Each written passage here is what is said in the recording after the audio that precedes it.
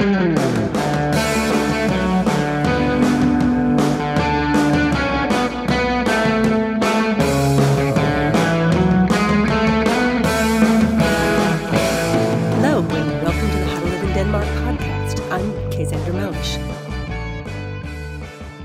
you stay in Denmark for longer than a semester or a single work assignment, you too may find yourself having children here, as I have. My daughter is now almost 10 years old. It's not a bad thing. Denmark is a pretty good place to raise children. Working hours are short, and it's perfectly okay to leave work at 3 or 4 o'clock to pick up your kids. There's a good system for early childhood health. A nurse visits your home when your child is a baby, and later there are regular checkups with a doctor. If your child has the sniffles, you can take off work and stay home with her. The first 2 days are paid time off. And, of course, there's the daycare system. It's not free, but it's reasonably priced, and it's nice to be able to drop off your kid in a safe place with trained people when you go to work. In some countries, there's a lot of controversy about whether very young children should be in daycare or at home with their parents. Not in Denmark. 97% of kids go to daycare, even the children of the royal family. Even the future king, currently known as 8-year-old Prince Christian, went to daycare. Everyone goes to daycare partly because the Danish tax structure means both parents have to go to work. But Danish daycare is also social engineering. It's about creating that equality and community spirit that everyone prizes in Denmark. Daycare is the first step to making your child more Danish than wherever you came from. The famous Jantelaw is introduced in daycare. The Jantelaw being that you're not allowed to be better than anyone else, and you should be ashamed for trying. In Denmark, ambition is embarrassing. For example, one day I was there to pick up my daughter, and since it was a spring day and she wasn't done with her sandcastle yet, I sat on the edge of the sandbox and waited. There was a little boy there who was just starting to take his first steps, holding on to the side of the sandbox. I got really excited. I said, "Come on, you can do it. You're good at this. Good boy." One of the Danish daycare supervisors came over, shaking her head. She said, "I think he knows he's good at walking."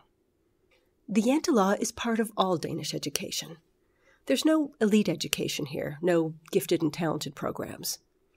If your child is better than the others at a certain subject, his job is to help the students who are not as good. Now, if you come from a competitive society, the US, the UK, China, India, that can be a bit of a shock. There's no competition in Danish education. The kids work in groups. There are no competitive schools you have to fight to get into. There's no standardized testing until the kids are 15 or 16. And there are relatively few tests within the daily school lessons. In Danish school, your child's social life is considered what's most important. Does she have friends? Can she get along with the other children in the class? Does he like to go to school? Does he fit in? The idea is that if a child is socially comfortable in school, if he or she wants to go to school, then academic success will follow. Children in Danish schools don't learn to read very well until they're 8 or 9. This can be a little embarrassing if you go home for a visit. Your kid's cousins of the same age are tearing through the 3rd volume of Harry Potter, while your kid can barely read the menu at McDonald's. But they do catch up. Keep in mind that Denmark has one of the highest educational levels in the world, and is home to some really big biotech companies, high-end sound equipment companies. The system seems to work on some level. What's more, the children are very self-assured and ready to take responsibility for themselves. Even when they're very small, they're expected to sort out their own problems to the extent they can, without intervention from adults. I met a woman from India once who had a sister who had immigrated to Denmark. They had sons of about the same age. This woman's son was raised in India while her nephew was raised in Denmark. The boys were now men in their early 20s, both at university, and according to this woman, her nephew raised in Denmark was much more mature, much more confident, much more able to run his own life. Her own son was very good with the dry stuff of academics, but her nephew was pretty good at that too, and he was more of a well-rounded person, she said. So, if you raise children in Denmark, you have to be ready to go with the flow. Of course, you don't have to give up your own culture entirely, but one of the ironies I find is that you end up teaching your child about your culture as you knew it, as opposed to the way the culture is now. For example, we watch a lot of old TV shows in my house, the shows I watched when I was a child.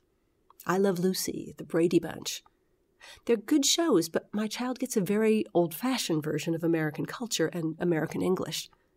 I heard her saying something was groovy the other day. I don't think anyone in the U.S. has said groovy since the 1970s. I feel like I'm raising a child in contemporary Denmark and in an America that no longer exists. And that's How to Live in Denmark for this week. We're looking to set up more How to Live in Denmark live events, so if your organization would be interested in holding one, get in touch at howtoliveindenmark.com. You can also follow us on Twitter at HowToLiveInDK, the 2 is a number, and on our Facebook page, Xander Mellish. Not K. Xander Mellish, just Xander Mellish. I'm trying to get Facebook to change the name to How to Live in Denmark, but that's difficult. Anyway, music arranged by George Garvis. See you next week.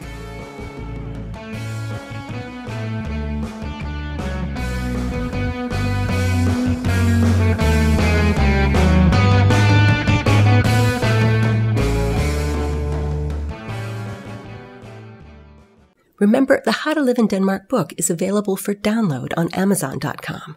You can read it on any phone or tablet. All you need is the Kindle app, and the Kindle app is free. The book's not free, but it's not very expensive either. If you read the book and enjoy it, please leave a review on your local version of Amazon.com. It helps other people find the book and find the podcast.